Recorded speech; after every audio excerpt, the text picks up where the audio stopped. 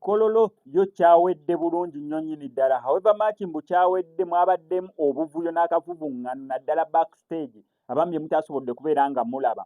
Nze nkuleetedde full highlights ku ki exactly ekyabadde Kololo n'abayimbi abamu abasobodde okubeera nga babeerayo e Kololo abantu be babadde tebasuubira.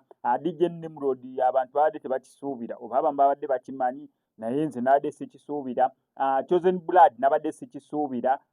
Baani awo abalala wabaddeyo abantu bangi okusinza ku line up nga bwe yali n'abatendinze Lil Puzzle, Eddie Kenzo, Bebe Cool, Gravity Omutujju, Alien Skin, Catherine Kusaasira, avuganya ku ntebe y'obwa president, Stacia Mayanja, ne kubeerako Chosen Blood, Madrat Anchiko, MC Mariachi, bangi babadde bangi. Ray yasobodde okubeera nga performinga n'obuvubuŋŋano obwabaddewo bwenkuleetedde ekyabadde Kololo. Ate side eno endala yo kyabadde nayo kitokota Makerere Kavule byonna kambi kugattire wamu mbikuwe. Lwaleero byonna bigenda okubeera nga bitekinga place ngenda sobola bunnyo okubeera nga mbikuweereza wano ku SMX Media nga ntudde mu katebe.